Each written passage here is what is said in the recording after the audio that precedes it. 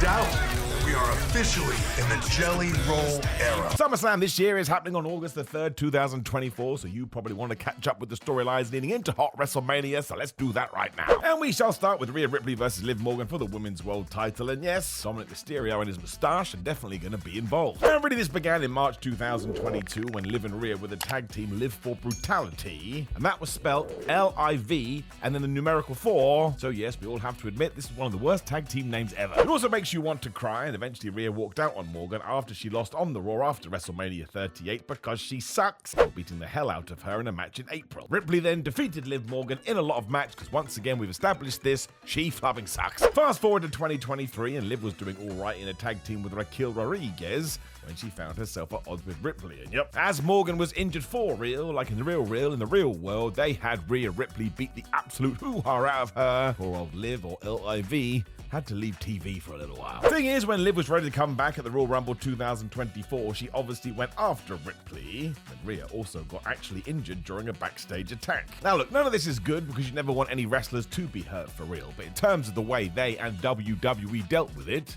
was a little bit of a masterclass. Because as Ripley was rehabbing this, WWE went all in with the Judgment Day stuff, which Rhea was now leading, and essentially had Morgan manipulate Ripley's boyfriend Dominic Mysterio. As Dom and Rhea only talk on the show. That's right, no text messages, no phone calls. They will only interact. They are indeed looking at each other on Monday Night Raw. Clearly Dom was doing things he shouldn't have been though. Plus Morgan helped Finn Balor and JD McDonagh win the WWE Tag Team titles back when Rhea returned and tried to kill Liv Morgan. Especially now because Liv Morgan was in possession of her Women's Championship, which she had to vacate. So as far as Rhea saw it, mate, you didn't even beat me for it. So now at SummerSlam, Morgan wants to complete her revenge tour and likely still Dominic for good, even though right now it does seem like Rhea and Mysterio are on good terms again.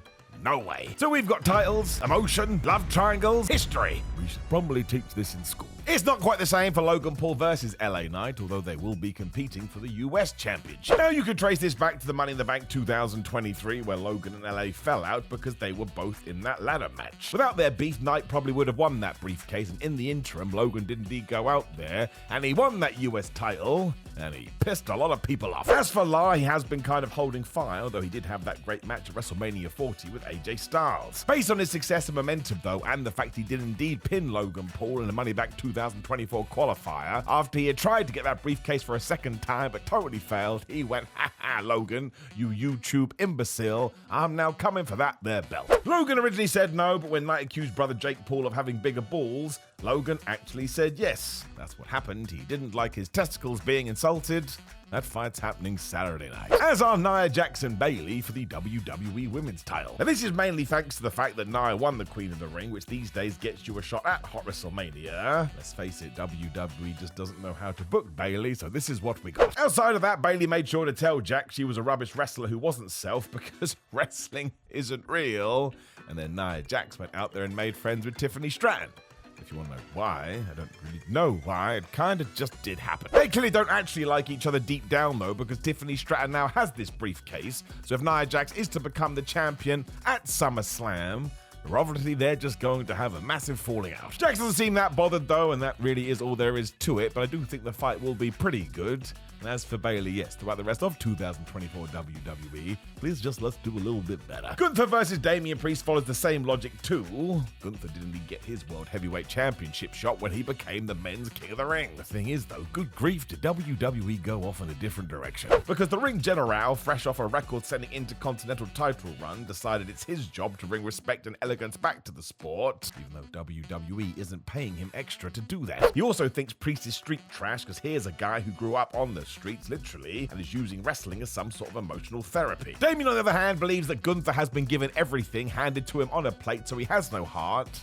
But not literally. If Gunther didn't have a heart, he would be dead a long time ago. Or he'd be some weird Frankenstein monster, but I don't think he'd be doing very well in wrestling. They therefore find themselves at an impasse as we have the elite sportsman taking on the fighter who came from nothing with a belt on the line that has become pretty damn prestigious. So if you like your competition in wrestling, hoopsala baby, here's your competition. No nonsense, no shenanigans, Gunther using his mid-tier title run to elevate himself to the main event, whereas Priest may have got there using that Money in the Bank briefcase, but boy howdy, he has gone and proved himself. So really, this is one one-layered beast. Which I suppose is the same for Braun Breaker versus Sami Zayn for the IC title. Also, not really. When you do break it down, it's actually nice and simple. Breaker debuted on Raw after WrestleMania this year, and after eating everybody alive, he decided he wanted the Intercontinental title. Would have done that too if it wasn't for those meddling kids, or that he took Sami Zayn too lightly. This is because Braun thought Sami was too busy doing comedy shows, because apparently in wrestling, you can only do wrestling and nothing but wrestling. Perish the thought that you could be, I don't know, a wrestling YouTuber and a wrestling together. Who the hell would ever be able to do that? Sorry. Anyway, Zayn proved you can do both, as he did have a comedy show before Money in the Bank where he defeated Braun. He used his experience against the rookie, so Breaker has now gone back to the gym, back to his training, and he is ready for a round 2. He'll likely win. So it is proper Star Wars stuff, as we have the new versus the present, and this is all about the match itself. It is gonna be excellent. As is CM Punk versus Drew McIntyre with Seth Rollins as the special guest referee. I mean, where the flub do we even start? We shall go back to November 2023 because, yeah, CM Punk returned to WWE as a surprise as we saw Seth Rollins meltdown and Drew McIntyre storm to the back. Rumor is he was legitimately pissed. Is that true? Is it a lie? You decide. It brought us to the 2024 Royal Rumble where we were clearly getting ready for Rollins versus Punk at WrestleMania. When no, McIntyre hit Punk with that Future Shock DDT in the Rumble match itself and he tore Punk's tricep. He was going to be out for a while and you couldn't ask for worse luck. Due to all of this though, WWE pivoted and fair play. Despite a 7-month rehab period, McIntyre and Punk had crafted one of the best feuds of the year based on hate alone. It's like me and my parents. Drew hates Punk for how he treated him when he first arrived in WWE, whereas CM has no idea what he's talking about. McIntyre also feels like Punk is only here for Punk and gloated about hurting the man. He told us he prayed for this. That is like getting 3 wishes from a genie and saying, ha ha, I want you to kill that guy.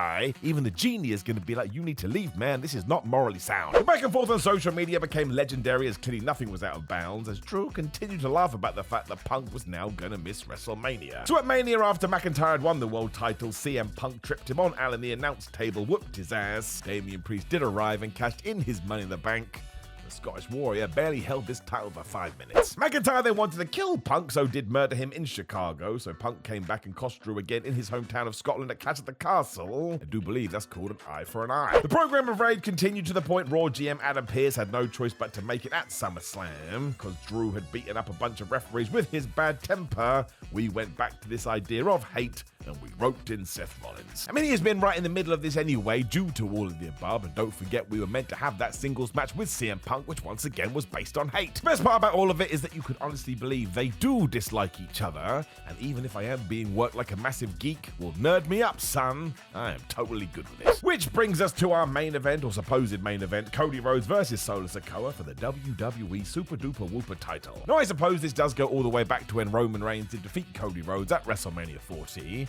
And after that, Roman just went and vanished. Maybe he was tired, and I do get that, but Solo was so disgusted that his tribal chief had failed. He took over the bloodline as he recruited all the people Roman never dared from the family, because they're crazy. Tama Tonga, Tangaloa, Jacob Fatto, and then spent months throwing people through tables. This included Paul Heyman, who would not accept Solo as the new tribal chief, hence why we haven't seen him in weeks. He's presumed dead. As the Bloodline 2.0 was stomping around, though, eventually started to take out the likes of Randy Orton and Kevin Owens, aka a lot of Cody's friends. After Rhodes had defeated AJ Styles for the second time too, Sikoa showed up because he wanted the title back, because again, Roman had screwed this up. He won't. The bloodline must be back in control. Rhodes still thought this guy was a massive son of a ditch though, and if he didn't think he was ready a year ago, well, he sure as hell doesn't think he's ready now. But Solo and friends didn't care about that, and they just left a trail of bodies in their wake. Solo even told Roman, if you want me, you know where to find me. Evidence it is probably a poorly lit room. So this really is about the dominance and rise of a new bloodline, and as we know, carnage in WWE will always lead you to a world title shot eventually. Cue SummerSlam. And there you go. I'm sure I missed some beats because I am a moron, but if you did need a little quick catch me up and you wanted it in the most ridiculous of ways possible, now hopefully you are ready for SummerSlam, so plug yourself in, my friends, and feel the hot WrestleMania G's. Now, as we are here, please do like the video, share the video, and subscribe, and leave a comment below, making sure we have all the information out there for WWE SummerSlam, and bam! Click the video on the screen, which is probably going to be me talking about SummerSlam. You can also go to GorillaMind.com/Simon and use the code Simon to get 10% off everything and higher percentages at times. You have to check the website. These are fitness supplements I use and love because they are great. And if you do want to be able to train at home in super quick time, check out Go Fitness. That's Anthony Gogo's fitness app and use the code Simon20. 2020. It's also patreon.com/Simon316, Simon Miller 316 on Instagram, Twitter, and Threads, Simon J. Miller on TikTok, Simon Miller on Cameo for personalized video shoutouts, which I do enjoying, and it's ProWrestlingTees.com, Simon Miller, and SamtonAthletics.co.uk/Simon Miller if you want a t-shirt. But my friends, enjoy SummerSlam this weekend. I will be back to run it all down, and I will see you then.